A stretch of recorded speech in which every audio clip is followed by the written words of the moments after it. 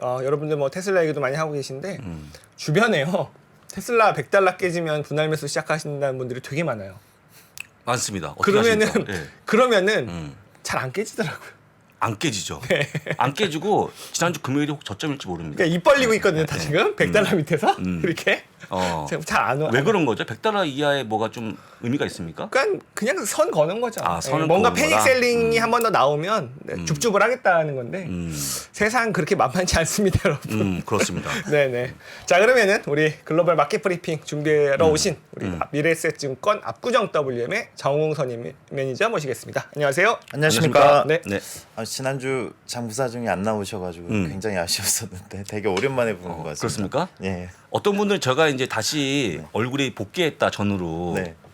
진짜입니까 혹시?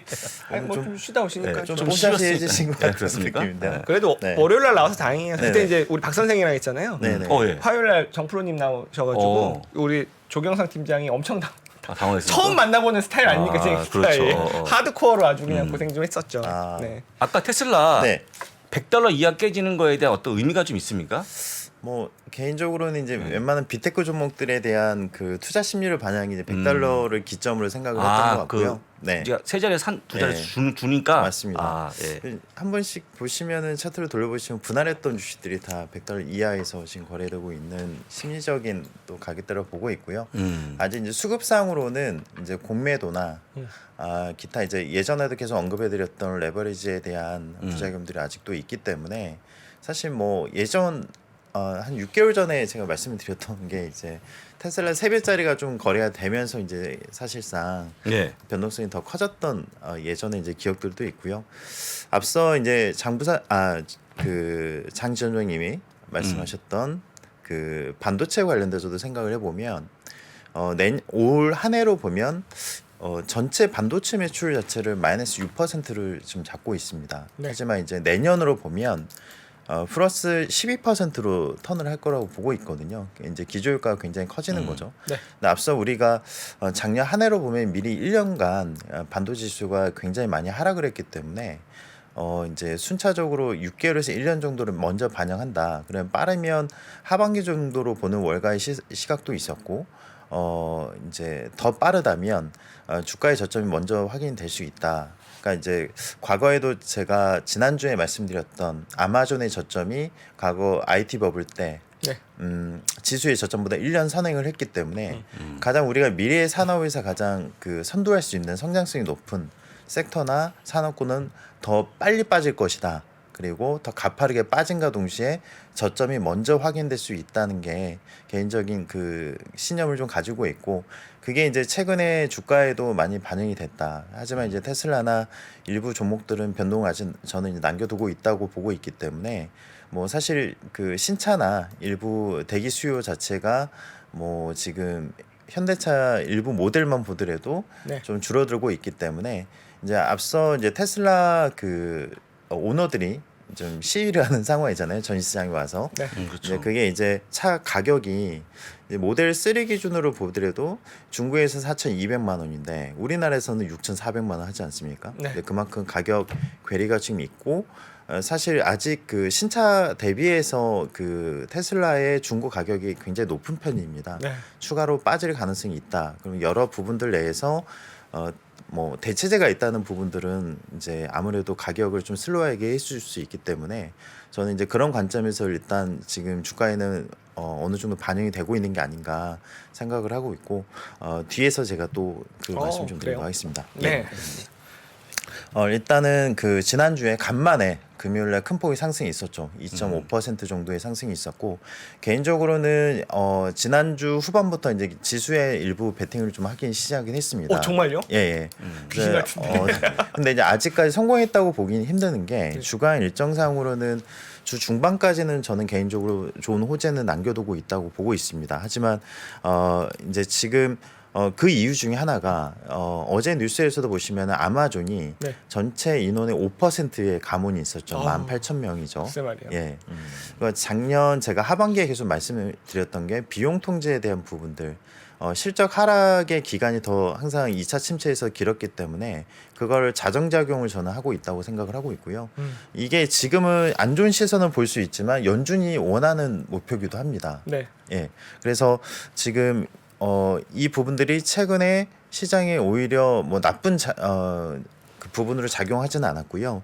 다만 이제 전통적으로 보면 우리가 작년에 나스닥 지수가 33% 정도 하락을 했지만 네. 2년 연속 이런 대규모의 그런 하락률을 보인 적은 대공황과 유가 파동 그 구간밖에 없었거든요. 그래서 지금의 상승론자들이 늘어나고 있는 거는 평균적으로 이제 그 다음에 주가가 13% 이상 상승이 나왔던 과거 경험치가 있기 때문에 만약에 그 대만 침공이라든가 뭐 우크라이나 사태가 더 악화되거나 여러 그 최악의 그런 지정학적 리스크가 아니다면 지금 테일 리스크가 더 번지지 않는다면 네. 이제 전통적으로 올라갈 수 있는 기대감이 좀 생길 수 있지 않나 그 부분을 보고 있고요.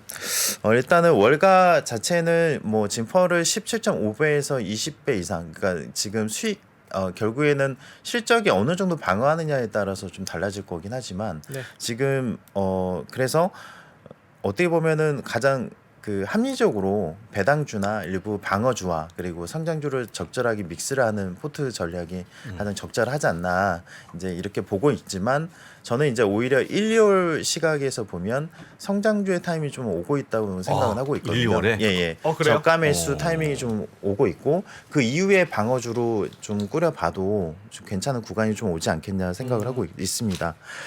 일단 이제 지난 금요일에 지표 발표가 있었죠. 12월 비농업 고용자 수가 있었습니다. 제가 항상 작년 12월에 강조했던 게 이제는 CPI보다는 고용 지표가 더 중요하다고 언급을 했고요.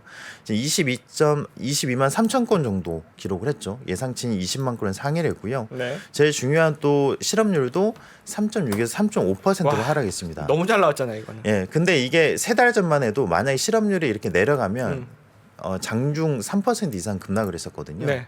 근데 지금은 좀 달라졌던 거는 시간당 임금이 0.27%가 나왔습니다. 0.4%에서 전년 대비로도 4.6%로 둔화가 됐거든요. 네. 지난달이 4.8%였으니까요. 네. 근데 이게 시간당 임금은 연준이 가장 중요시하는 인플레이션 영향을 미치는 가장 큰 요소라고 보고 있는데 네. 업종별로 보면 제조업이 0.26%로 증가했고 소매업이 0.09% 감소로 둔화가 됐습니다. 어허. 레저 및 적객업이 0.68%로 지난 0.4%대보다는 증가를 했죠. 그러네요. 사실 제가 이제 시간당 임금과 고용률이 굉장히 좀 왜곡된 부분이 저는 있다고 생각을 하는 게 네. 지금 레저 및 적객 평균 임금이 18.2달러 정도 돼요. 근데 평균 임금이 전체 평균이 28달러거든요.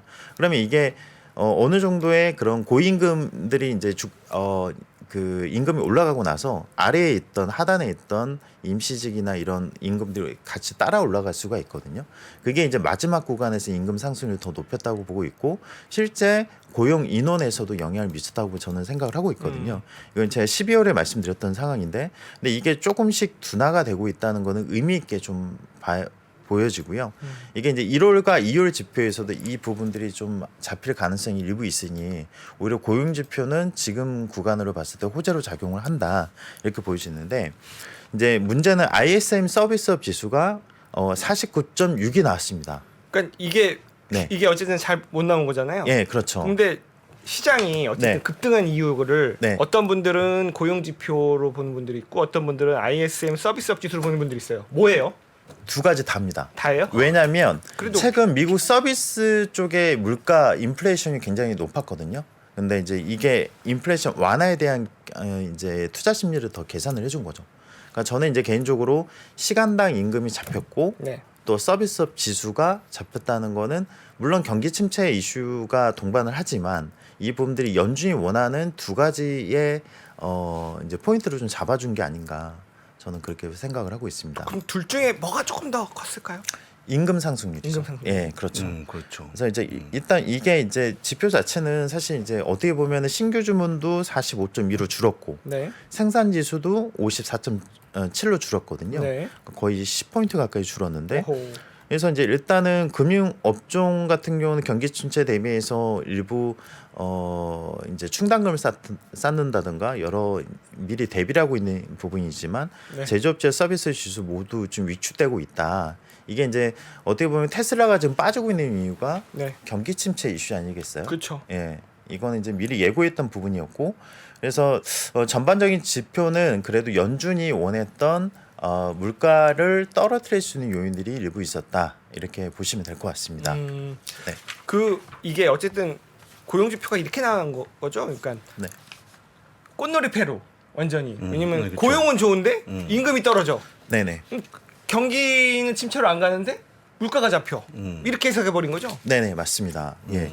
그래서 이제 어떻게 보면은 이제 지금 우리가 가장 이상적으로 생각하는 얕은 침체에 대한 또 단서를 또 제공했다라고 생각을 하고 있고요. 어차피 이제 침체는 오는데 이제 깊게 오느냐 뭐 이제 얕게 오느냐 그 차이가 될 것 같아요. 근데 지금은 일단 모든 지표가 그래 경기 침체를 너무 자극하지 않는 수준 내에서 진행하는 게 좋고요. 네. 이제 다음에 이제 소매 업체들 또 실적 발표들이 굉장히 또 중요하게 작용하지 않을까 생각하고 있습니다. 네. 그리고 지난주에 이제 연준 인사들 발언이 있었습니다. 앞서 제가 지난 시간에 말씀드렸던 게 중도파들이 네. 이번 투표권을 갖고 있기 때문에 상대적으로 연준 인사들 발언들이 약해질 거다. 근데 이게 시장의 기대와 그래도 어느 정도 부합을 했습니다. 일단 토마스 바킨 리치먼트 연은 총재 같은 경우는 네. 여전히 인플레이션 높증이 6개월에서 12개월의 기간이 더 필요하다. 그러니까 어느 정도 이제 금리를 올려놓고 좀 지켜보겠다. 뭐 이런 뉘앙스가 있었고요. 제일 중요한 게 리사쿠 연준 인사는 인플레이션 완화되고 있으나 여전히 높은 수준이다. 그리고 임금 증가세가 둔화되고 둔화되기 시작했지만 경제 지표 너무 환호하지 않았으면 좋겠다. 가장 중요한 발언이 네. 향후 주거비는 몇 개월간 상승하겠지만 하반기로 갈수록 좀 둔화될 거다. 이런 힌트를 또 줬거든요. 이게 이제 가장 또 긍정적으로 좀 작용한 게 아닌가 보여지고요. 보스테이 애틀란타 연은 총재도 5% 인상까지는 인상 후에는 더 많이 인상하지 않을 것이라고 언급을 했거든요. 네. 그래서 고용 시장이 완화되면 25bp를 이제 할 거다. 그러니까 2월과 3월에 금리 인상에 대한 부분들이 우리가 이제 사실 당연하게 3월까지 5.25%를 예상을 했지만 네. 이제 5%에 대한 또 기대감도 가질 수 있는 여러 또 이슈들이 좀 있었습니다.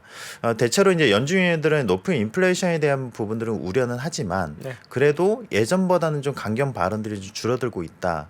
그래서 시장은 이제 긴축적인 연준의 스탠스에 대해서는 좀 둔감해지기 시작했다라고 생각해 주시면 될 것 같습니다. 그러니까 뭔가 강경 일변도 해서 좀 오락가락 말씀하시네요. 좋은 것도 얘기하고 나쁜 것도 얘기하고 막 네, 그렇습니다. 논점이 없어 보이는데 이분들 그죠 말씀이. 그래도 이제 그 의미를 두는 거는 과거에는 연준 인사들이 매파적인 발언 하나에 시장이 쓰러졌지만 지금은 그래도 그 긍정적인 하나의 포인트를 좀 잡아간다는 거. 네. 그러니까 이제는 좀 호재에 좀 반영하기 시작했다. 이제 이게 가장 시장의 변화가 아닌가. 네. 저는 이제 보고 있고요. 이번 주는 다른 거 볼 필요 없습니다. 사실 이제 CPI를 네, 지금 집중해서 보고 있거든요. 네. 일단은 지금 월가의 예상치는 예상치는? 헤드라인 기준으로 6.9%. 그러니까 전월 대비해서는 6.9%요? 네네. 얼마 안 빠진 건데? 네. 진짜요? 6.9. 7.1%에서 네네. 6.9%면 뭐 네네. 근데 이제 전월 대비 0.1%인데 네. 저는 개인적으로 생각했을 때는 6.6% 내외 정도가 좀 그러니까 제가 합리적이지 준비한 않을까. 자료에 의하면 네네. 지금 6.5%를 보거든요. 네. 네네. 유력한 IB의 의견을 보게 되면 네네. 유력한 IB. 유력한. 그러니까 그거랑 또 나우캐스팅에서 네. 보여주고 있는 네네. 값이 6점 중반이에요. 6% 중반. 6% 네네. 6.5 좀 높게 잡으신 것 같은데. 네. 네. 그래서 일단 월가 예상치 대비해서는 저는 6% 중반 정도를 지금 보고 있는데 네. 특히 이제 전월 대비해서 봤을 때는 저는 이번에 드라마틱하게 많이 마이너스가 나온다. 네. 혹은 보합 이하로 나온다면 굉장히 좀 시장이 좀 환호할 수 있지 않겠냐 보고 있습니다. 그리고 이제 헤드라인 기준에서는 크게 이제 변화는 없지만 네. 코어가 0.2, 0.3 정도 그리고 전년 대비해서는 5.6에서 5.7 정도를 지금 보고 있는데 네. 이게 이제 헤드라인이 또 급격하게 꺾일 수 있는 희망을 좀 가졌던 거는 미국 휘발유 가격 지수가 11월 대비해서 12월에 마이너스 11% 그렇죠. 예, 정도 예상을 하고 있습니다. 음. 그리고 에너지 서비스 중 이제 가스 가격이 하락을 했죠. 네. 예년보다 기온이 크게 낮지 않았기 때문에 이 부분들이 계속 반영이 되고 있고 국제 농산물 가격도 시차로도 계속 반영이 되기 때문에 사실상 이제 1, 2월까지로 보면 이 부분들은 오히려 긍정적으로 좀 작용하지 않을까. 그리고 쉘터 쪽에서는 주택 임대료 자가 주거비도 0.6에서 0.7 정도로 보고 있거든요. 그러면 이거는 크게 달라지는 부분이 없습니다.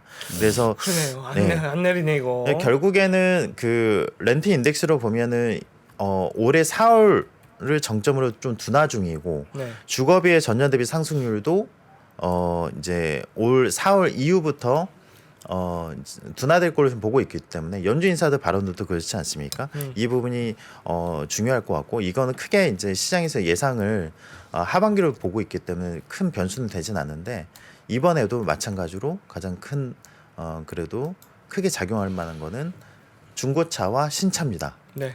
그러니까 지난 이제 중고차로 보면 이제 10월과 11월 보면 2.4, 2.9% 정도 마이너스였는데 이번 12월에 마이너스 3% 이상을 보고 있거든요. 그리고 신차도 마이너스 0.5%. 그래서 일단 그 왜냐하면 12월에는 신차 할인 금액이 더 컸습니다. 그쵸. 11월 대비해서 그럼 신차 가격이 더 빠질 거고 네. 그리고 중고차 가격이 더 빠질 거다. 그러면 이 부분들이 좀 작용을 할 가능성이 굉장히 높지 않을까. 그래서 이제 헤드라인 수치 자체는 우리가 예상한 것보다는 전반적으로 낮게 나올 가능성이 있기 때문에 만약에 그 CPI 그러니까 목요일 시장을 보면 주 초반에 기대감을 좀 가져서 이제 올라갈 가능성이 있고요. 네. 오히려 이제 그로 인해서 이제 오픈이 된다면 이제 사실 이벤트가 이제 종료에 따른 또 물량들이 좀 나올 수 있지 않을까. 그래요? 예. 선기대 그렇게 보고 있습니다. 그리고 네네. 약간 그 기정사실화 내도. 네네. 그래서 지금은 이제 시장에 이 부분들도 오늘까지 좀 반영이 되고 있는 게 아니라 개인적으로 좀 보고 있고요. 네.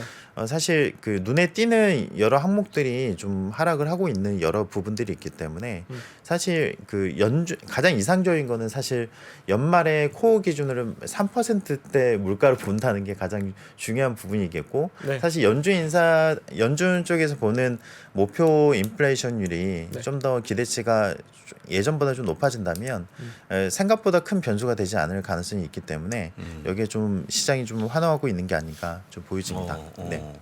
근데 만약에 CPI 잘 나고 나서 다음 날 금융주의 실적이 좀 안 좋아지면 네네. 어떡하죠? 응? 안 되는데. 네. 금융주 실적. 네네.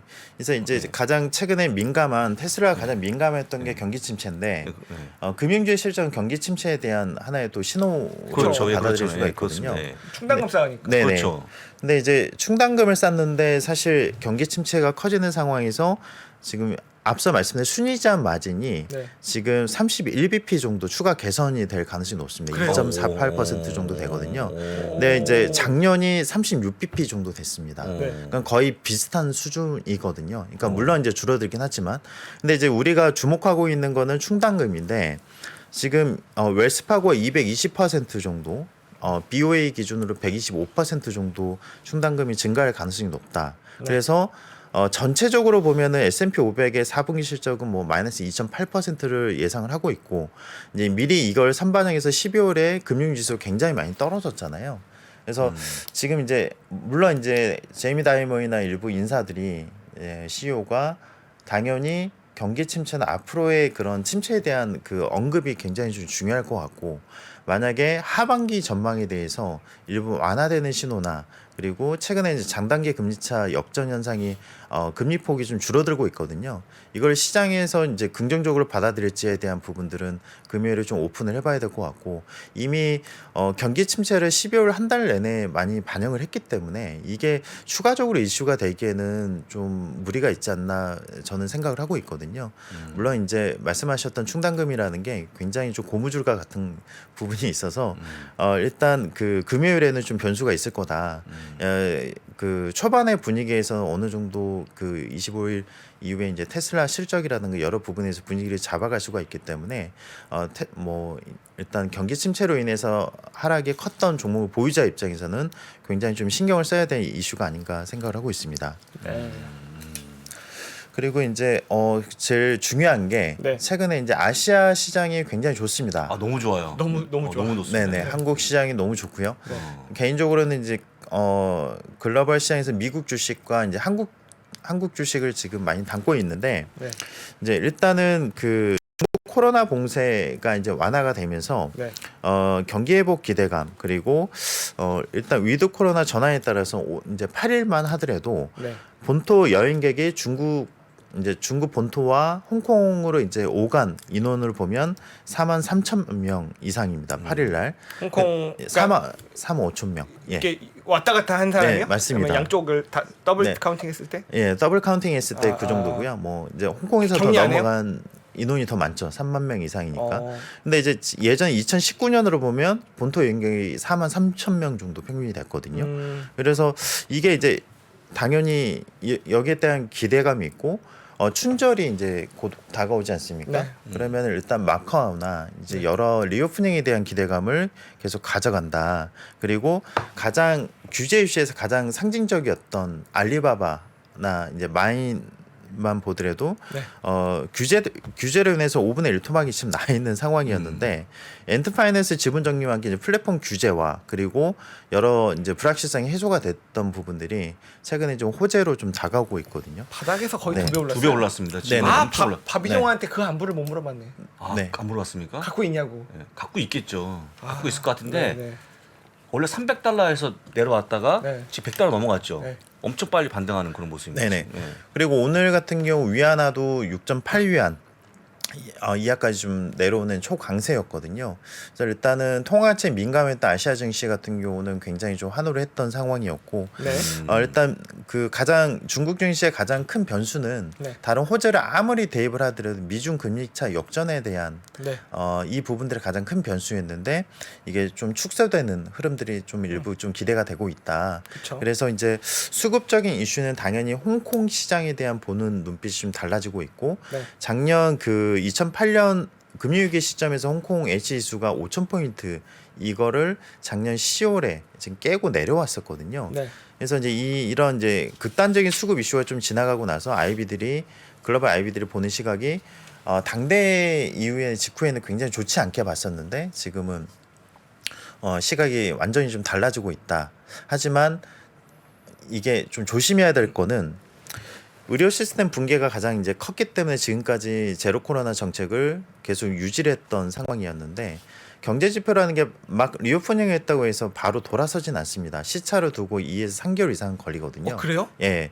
그러니까 지금은 기대감에 먼저 올라가고 그게 어느 정도 올라가고 나서 하락 이후에 실제 지표가 나왔을 때 2차 상승이 나오지 않을까 저는 개인적으로 보는 시각이 그렇고요. 바로 막 쏟아져 나오는 거 아니에요? 네, 좀 그렇네요. 그렇지는 않을 것 같습니다. 소비가 위축되는 평균적으로 2에서 3개월 정도 시차를 두고 또 반영이 됐던 과거 경험치가 있기 때문에 네. 일단은 너무 흥분하지 말자. 결국에는 여러 이슈들이 좀 미리 좀 반영이 되고 있다. 추경 매수 금지. 네, 그렇습니다. 그렇습니까? 예. 그리고 이제 BOJ에서도 통화정책 회의가 18일에 있기 때문에 이거 네. 또 올릴 것 같은데. 네. 아니에요? 그래서 이제 오히려 이게 좀 또 변수가 있는데 엔화 강세에 대한 기대감을 또 그러니까. 가지고 있거든요. 네. 전통적으로 엔화 강세일 때 일본의 금융주 그리고 상대적으로 시클리컬 업종들이 또 강세였기 때문에 여기에 따른 또 기대감도 또 있고요. 사실 이제 이런 부분들이 복합적 작용해서 아시아 시장이 이제 미국이 대안으로 최근에 이제 몇 주 사이에 좀 올라오고 있는데 지속될지 여부는 이제 다음 주 BOJ 통화정책 회의까지는 좀 봐야 되지 않겠냐 생각을 하고 있습니다. 일단 그 지금 시간이 없기 때문에 저희 주간 일정 한번 보시겠습니다. 네, 주간 일정 보시죠. 네네. 이번 주는 제일 중요한 게 주 초반에 네. 이제 고용 보고서 이미 나왔죠. 그래서 컨퍼런스 고용 동향 지수가 있었고 네. 있고 그리고 일단 제일 중요한 게 목요일에 TSMC가 있습니다. 이번에 시작 발표요? 예. 그리고 이제 12월 소비자 물가지수 발표가 있죠. TSMC는 지금 법안이 통과가 됐습니다. 또 세액공제, 세액공제 그죠? 25%. 그러니까 저희는 이제 우리도 25% 해줘요. 시설 투자 15%에 대해서 이제 그러니까 플러스 10 해주니까. 네네. 사실 지금 추진하고 있는 상황인데 TSMC가 이제 그렇다면 앞으로 가이던스나 이런 부분들이 좀 긍정적으로 나온다면 반도체 전체적으로 영향을 미칠 가능성이 높고요. 이제 화요일에는 파월 연준 의장이 중앙은행 관련된 멘트들, 그러니까 일부 멘트들이 좀 나올 가능성이 있기 때문에 시장의 통화 정책과 관련된 일부 이슈들이 좀 나올 수가 있다라고 네. 좀 보고 있습니다. 그리고 앞서 이제 장부사님 말씀하셨던 시티그룹, 웰스파고, BOE, JP모건 등 일부 실적들이 가장 중요하게 작용을 할 거고 이번에 이제 투표권을 잃는 이제 그 목요일 블러드 총재 발언들이 있습니다. 사실 며칠 전에 2023년 디스 인플레이션의 해다라고 이제 언급을 했기 때문에 파월 연준의장과 그래도 블러드 총재 발언은 그래도 한번 좀 지켜봐야죠. 제가 볼 땐 블러드 피벗이라고 네네. 블러드가 꺾었어요. 네네. 예? 우리는 블러드가 선구자입니다. 항상 그래? 아무도 아니라 그러는데 네. 인플레이션 혼자 주장한 사람 누구죠? 블러드잖아요. 네. 금리 팍팍 올려야 된다고 했는 사람 누구죠? 항상 아니라 그랬는데 3% 4% 먼저 찍은 사람 누구죠? 네네. 블러드가 예, 예. 올해를 디스인플레이션을 해로 지정했다는 거는 네네. 블러드 피벗이에요. 어. 먼저 찍었습니다. 있습니까? 물가 확 꺾인다고. 그렇군요. 네. 그죠? 그래서 그 다음에 이제 금요일에 음. 1년 후 기대 인플레이션 발표가 있거든요. 예상이 4.4% 정도인데 이와 더불어서 이제 통화정책 회의까지 저희도 3.5% 정도로 지금 보고 있기 때문에 이 부분들이 끝나야 어느 정도 윤곽이 좀 날 것 같고 일단 전반적인 분위기가 너무 좋은 내용들이 될 만한 가능성이 있기 때문에 미리 선반영이 빠릅니다. 그러니까 이제 너무 흥분하지 말고 지금 내가 담아가야 될 그래도 하단권에 있는 종목들에 대한 관심을 가질 필요가 있고 중국은 이제 중국 소비자 물가지수와 생산자 물가지수 발표가 또 목요일에 있기 때문에 중국 보유자 입장에서는 여기가 좀 확인할 사항들이 일부 있다. 그래서 한번 좀 신경을 좀 써서 좀 보셨으면 좋겠습니다. 일단은 이제 주 중반까지는 어느 정도 확률이 좀 높기 때문에 저도 금요일 정도부터 지금 단기 시작을 하고 있는데 추가로 사실 이제 지금은 너무 이제 한 금액을 이제 투자하기보다는 그래도 시장을 주 중반까지 조금씩 보면서 장중 하락 구간이나 혹은 변동성이 일부 있는 구간 내에서는 한번 남겨두는 게 좋을 것 같고 그게 이제 개인적으로 이제 목요일 정도 CPI 확인하고 나서 변동성이 위아래로 어느 정도 흔드느냐에 따라서 이제 트레이딩 전략을 좀 가져가 보는 게 좀 좋지 않겠냐. 이제 또 많은 금액은 그때 이제 모양을 더 확인하고 뭐 리밸런싱을 하든 이제 추가 매수를 좀 그때 노려보는 게 좀 좋지 않겠냐 저는 생각을 하고 있습니다. 예. 네. 그렇군요. 이미 담으셨는데 네네. 지난주에 닿는데 이제 지금은 일단은 흥분하지 않고 흥분하지 않고 조금씩 좋아 보이는 거를 확장하는 시점을 좀 가져가고 있고요. 저는 개인적으로 그 전체 시장을 볼 때 결국엔 3월에 최종금리 인상까지의 그런 이제 더 이상 겁먹을 필요 없다는 시장의 그런 어떻게 보면은 환호를 미리 좀 반영을 하고 있다고 보고 있고요.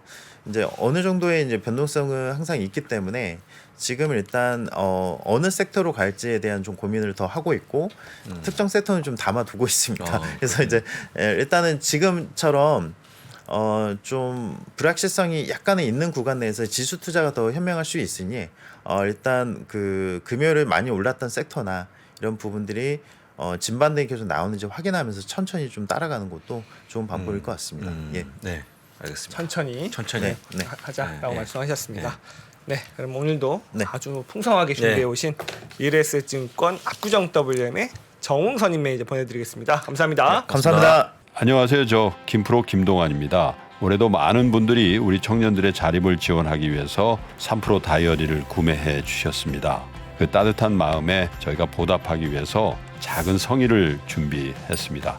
다이어리를 구매해 주신 분들 중에 추첨을 통해서 김프로가 정말 소중하게 생각하는 그룹 NCT의 사인이 다 들어가 있는 앨범도 드리고요. 그리고 2프로와의 식사권, 정프로의 선글라스, 그리고 김효진 위원의 추천 도서 3권 등 다양한 선물을 추첨을 통해서 드릴 예정입니다. 여러 권 구매해 주시는 분들을 위해서 2024년도 다이어리에 여러분들의 이름을 조그맣게나마 새겨서 그 감사함을 기억하겠습니다.